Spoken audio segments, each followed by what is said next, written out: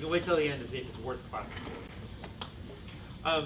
So I'm over in the Communication Studies Department. My research area is new media communication. So I look at the intersection of technology and human communication and how we mess it all up when we try to combine these things together. So today I do want to talk about the big stupid internet and why you should fear it. Basically the two sort of topics or whatever that I want to work through are, one, how the internet actually functions and how it probably doesn't quite function the way you think it does. And then second of all, some of the sort of security and personal privacy issues that might not spring to mind immediately when you think about the internet or the World Wide Web. So first off, how many of you have ever used the internet? Is anybody's hand not up? There you go. All right, good. All right. So how many of you know how the internet works? 2? Okay. So how do the rest of you use the internet if you don't know how it works?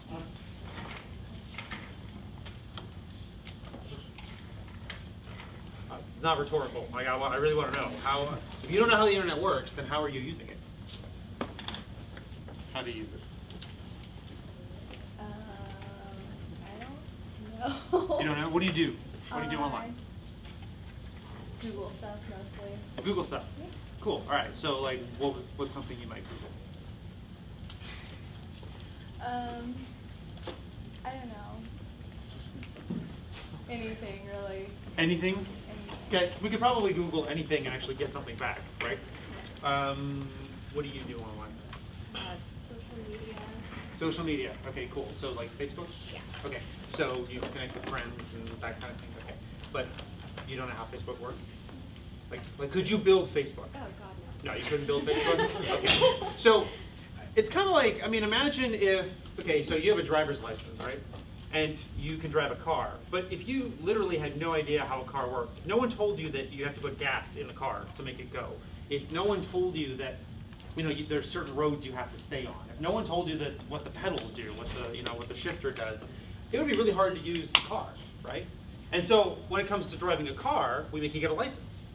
We make sure that you know at least some basic information before we let you on the road. You can run into other people and do bad stuff if you don't know what you're doing. Well, the internet is a little different. You can do bad stuff on the internet, and you can run into other people on the information superhighway, but there's no test. They just let everybody on the internet. It's actually a pretty scary place, considering that most people do not really know how the internet actually works. So what I want to do is just real briefly sort of give you a little bit of a primer on the basic function of how this works, because if you can understand just the real basic, first level understanding of it, it's really going to help with the rest of what we talk about today. So, the internet. Somebody give me a definition of the internet. Like how would you say the definition of the internet is? Well, it's a bunch of nets are interfaced or connected. Okay, it's a bunch of nets that are interfaced or connected, right? So like an interconnected network of computers, right? Good. At least two devices connect over a spanner. Okay, so at least 2 computers or at least 2 devices that are connected over space by a wire or wireless or Some something. type of medium. Okay, so that describes like what an internet is. What is the internet?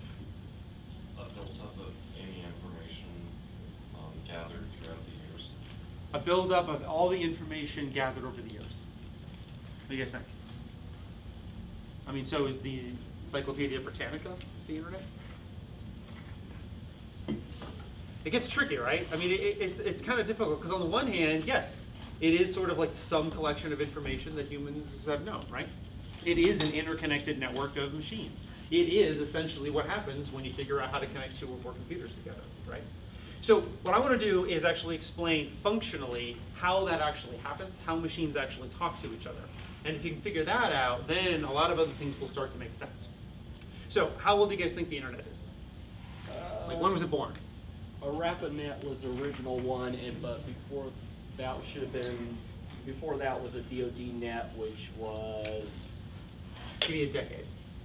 It was 19. Should know it's on the CompTIA. 62. Pretty good, not bad. So it was the 1960s. So what was going on in the world like at the end of the 50s and during the 1960s that had everybody really scared? Cold War. The Cold War, and what were we really worried was going to happen? Nuclear. we were going to get nuked, right? Every city in America was going to get blown up. That's what we were really worried about. So the government said we need to come up with a system that lets us communicate with each other even if cities start to get blown up.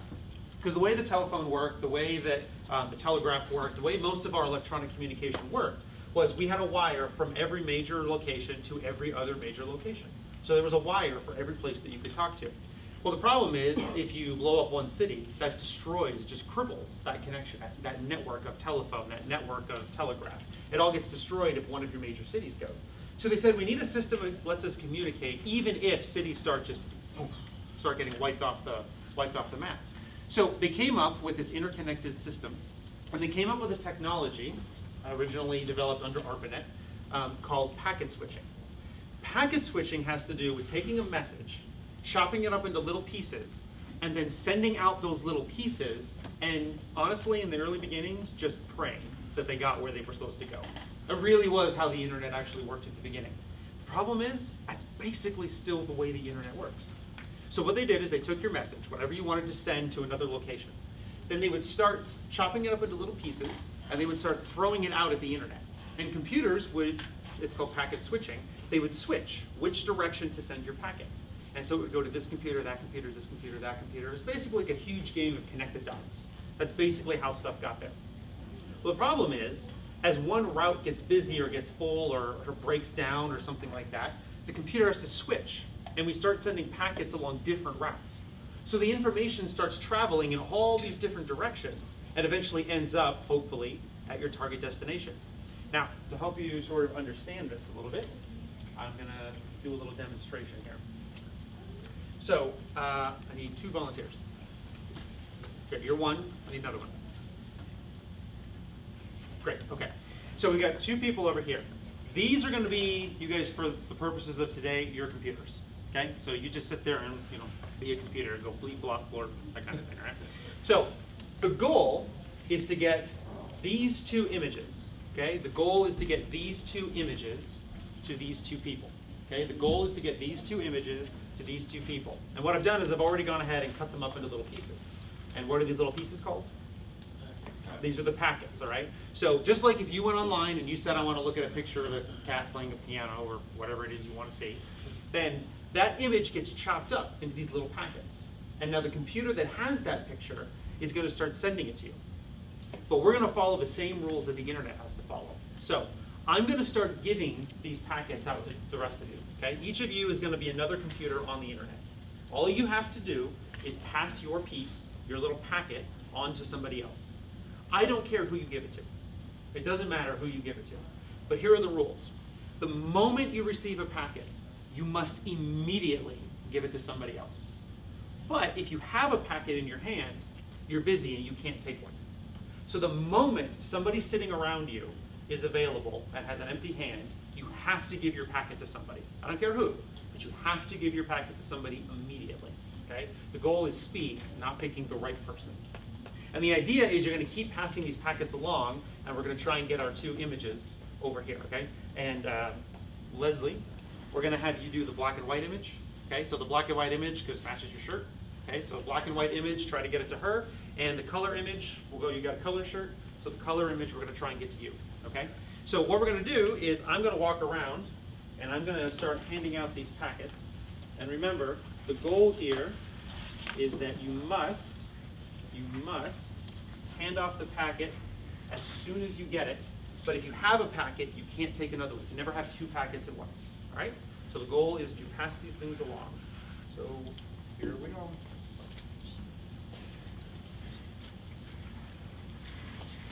We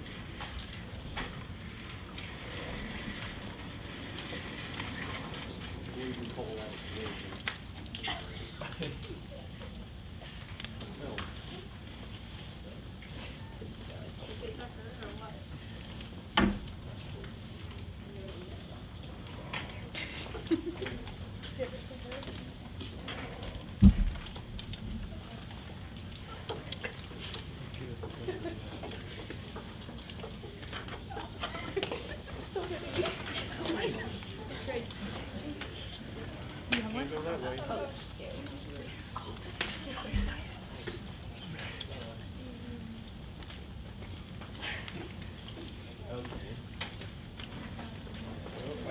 another one.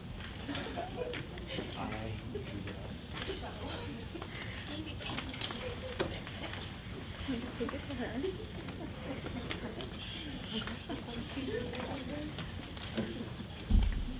Here.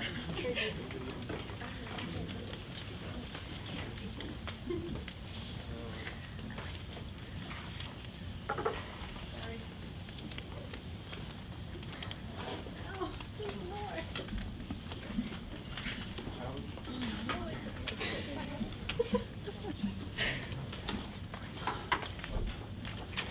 Oh, Katie, do you Where are the ones that more that? Katie.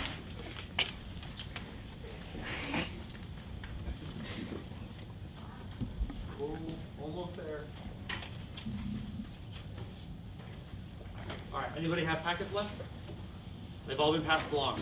All right, so now your two jobs, since you're the two that wanted the image, you've got to piece it all together. Okay, so you got to put the puzzle together and try to reassemble them into an image so that you can let us know what it's a picture of. Okay, so what happened? How'd you get the information to them? What'd you do? passing them from one to the Good. person to person. Okay. What problems did you run into? What did you just say? Some people were busy. Some people were busy, and then what happened? Then you have to pass it to someone. You have to pass it to somebody, right? Good. And where did it go? It's the wrong way. Right. So you have to pass it to somebody, right? You got to pass it to somebody. So sometimes you get forced to pass it the wrong way, like somebody going in the wrong direction, okay? Or did any of you end up in a situation where everybody around you was busy and so you just kind of sat there holding one? Yeah. Okay? That's exactly what happens on the internet. When you're like trying to load a web page and you go, come on, come on, come on, just load the web page. Somewhere out in the world, there's a machine somewhere that's sitting there going, I have a packet. I have a packet. Somebody take my packet. Somewhere out there, there's a machine doing that, okay? That's what's actually going on. So what we did was we just simulated how a particular piece of information gets passed around the internet. None of you like played favorites. You didn't say, I'm only gonna pass the black and white one in order to get it to its target. You just passed along whichever one you had. And as it moved slowly toward its target, it eventually sort of found its way. Now, how many of you at some point actually touched a packet? How many of you ever actually held one in your hands? Did anybody not touch one? So pretty much basically everybody, right? Okay. Did you always pass it to the same person? No. Sometimes. You probably passed a lot to the same person. Right. Why? Real close. Because you're right next to both of them, right? So Yeah. that makes your job really easy, right? Okay, Okay. but what about you over here? Did you guys, you actually had to go all the way across the room? Yeah, just to unload your packet, right? Good. So that would be like if you were trying to get your packet to this person in America, but things got busy, so you're like, all right, I'm just going to get to someone in China. And then someone in China will deal with it, and they'll figure out what to do. And that's exactly what happens. That's exactly what happens online. So whenever stuff gets like congested and slowed down, this is a lot of what's going on, is your packets are sort of getting stuck and lost in this process, okay? But there's a second component to this. The real reason you want to know how this works. Do the two people, the two computers who requested these images, do they have any say in who handles the packets on the way to them? Did they have any control over who got to see the packets as they were delivered? No, right? What that means is these two people, okay, these two computers over here, they requested some information off the internet. But they have no idea who got to see the information on the way to them. So that's one of the reasons that we want to understand how this works, is because a little bit later I'm going to show you how that's a really important idea. So one of the reasons that we call it like the big dumb internet is because there's no one at the top. No one's in charge of the internet.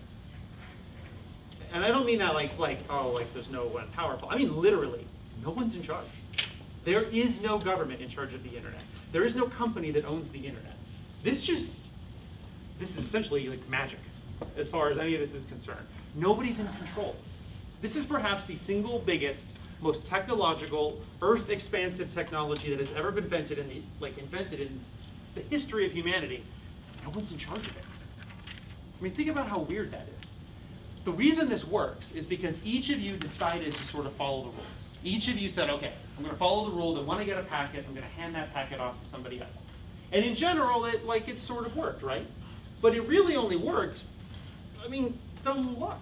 right? I mean, if one of you had tripped and hurt your knee, or if one of you had dropped a piece of paper, like, you know, down on the floor and it got lost, it'd just be gone.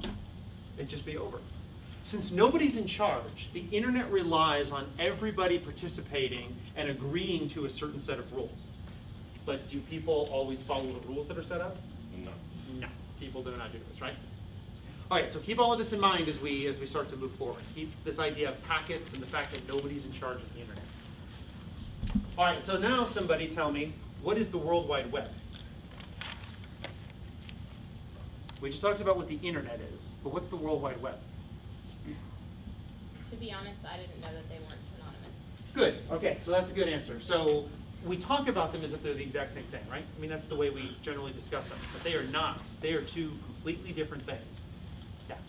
If the internet is the physical infrastructure, then the World Wide Web is essentially the idea, what we navigate. It's the collection of hyperlinks from one piece of information to the next. So the internet's kind of like the physical stuff, and then the World Wide Web is kind of like the stuff, the information that we actually want to get through. Okay, that's a good first step. So the internet is born in the 1960s. Anybody know when the World Wide Web was born? 2000.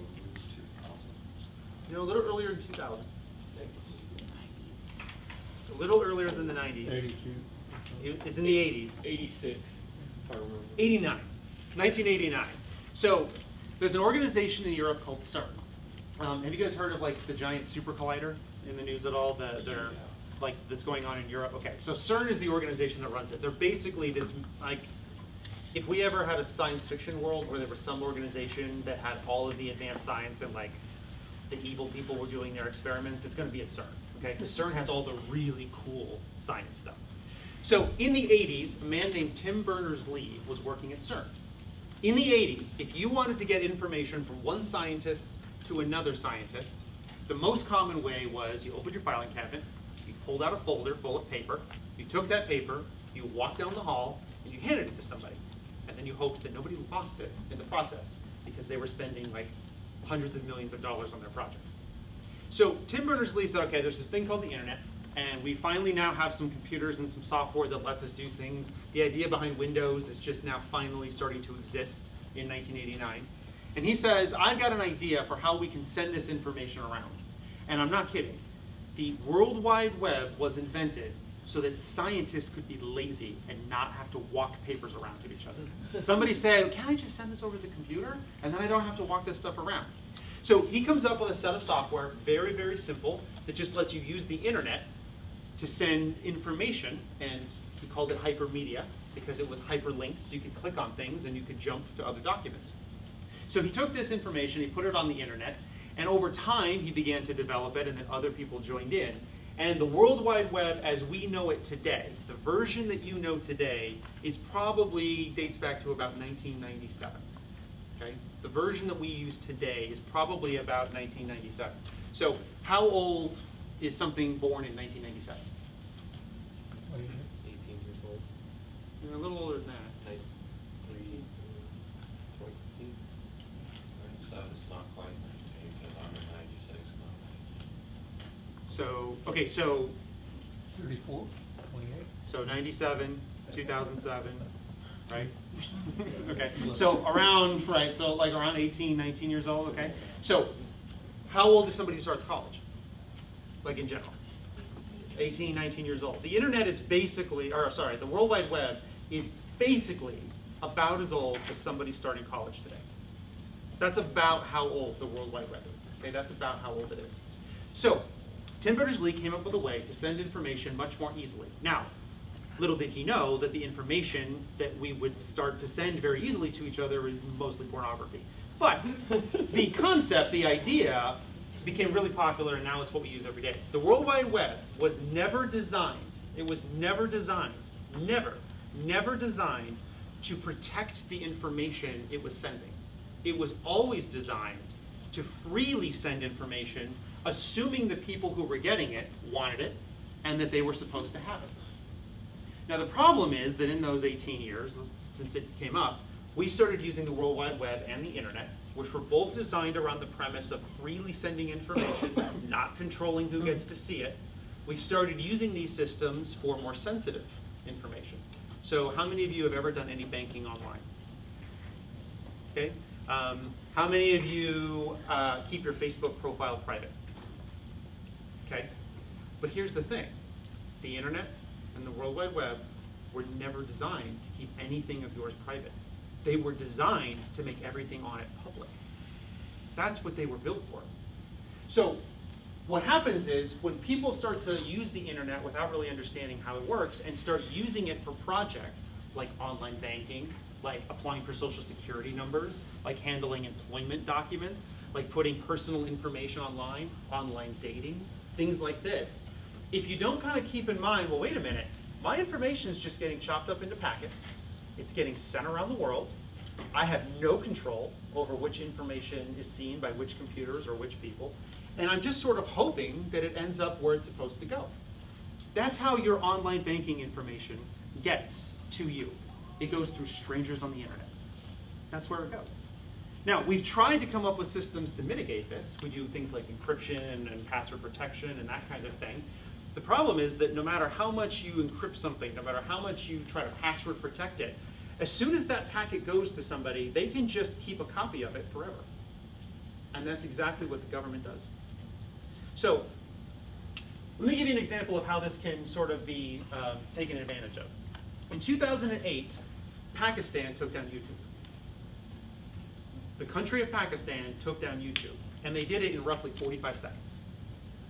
What they did was, because no one's in charge of the internet, a server in Pakistan, the government was unhappy with some things that were on YouTube. So the country decided they were going to ban YouTube in Pakistan. Okay? They were trying to block people in Pakistan from seeing YouTube.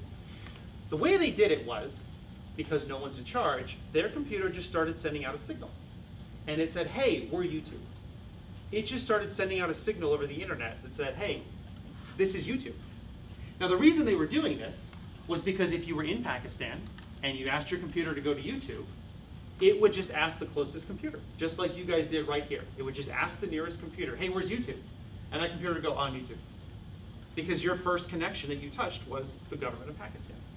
And so everything in Pakistan said, oh, I want to go to YouTube. It would go to the computer in Pakistan owned by the government.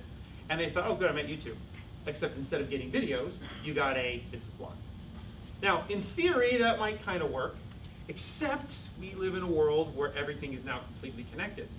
The problem is that the wires that connect Pakistan to the rest of the internet, one of the primary hubs it goes through is Hong Kong.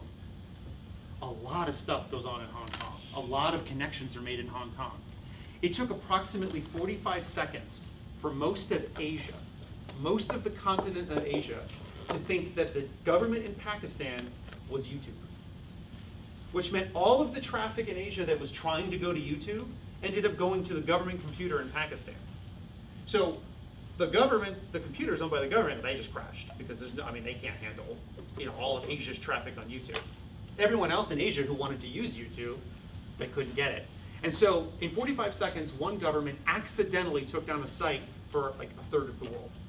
Now the good news is, because so many people are online, and because so many people have a vested interest in this, people were checking. And so they saw what was going on.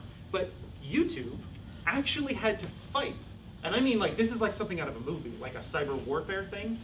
YouTube was actively fighting by also lying about who they were and what their web addresses were to trick computers in Asia into coming back to YouTube.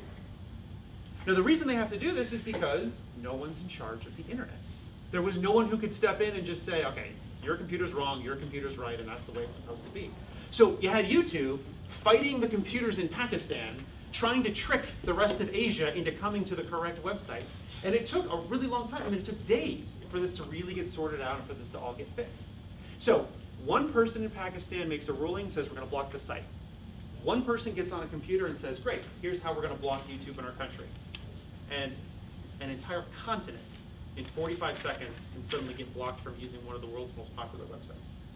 And it's because no one's in charge of the internet. Now, imagine something similar happening, except it's your bank. Let's say somebody here in Kansas set up a website, and they just started broadcasting, hey, I'm a bank, I'm a bank, I'm a bank. And every time somebody tried to go to the bank, they ended up at this person's computer. Now, they don't have any of your information, so it's not like they're going to give you money or anything like this. But if you go to their website and you type in your password thinking you're logging into your online banking, they now have your username and your password because no one's in charge of the internet. Now, not having anybody in charge of the internet also causes some additional problems. So for example, we take for granted in the United States that we're supposed to have a right to free speech, that we're supposed to be able to say what we want, express our ideas, and that we're supposed to have this, back and forth dialogue about anything that we want. Well, government is fine with you talking, but they definitely want to know what you're talking about. So, there's a law in the United States called the Communications Assistant for Law Enforcement Act. Anybody ever heard of this law? Good. Okay, so we got one. This is a law on the books. It was passed during the Clinton administration, I believe in 1994. Here's what this law says. Every company that provides internet service or handles the transmission of information online, okay? Every company that either provides you with your internet service or handles the transmission of information on the internet, they're required by law to install hardware in their own companies so that anytime the government wants, without even having to ask, they can come, connect to that piece of hardware, and just start reading all the internet traffic. So these companies aren't given the option of doing this. They are required by law. What this means is every time you send something out on the internet, if the government has a reason to be reading what you're doing, they don't even have to wiretap. They don't even have to send an FBI agent in to sneakily insert something in your house and bug your home or something, because the company that you're using to get your internet has a room set up with a little desk that just says, for the FBI.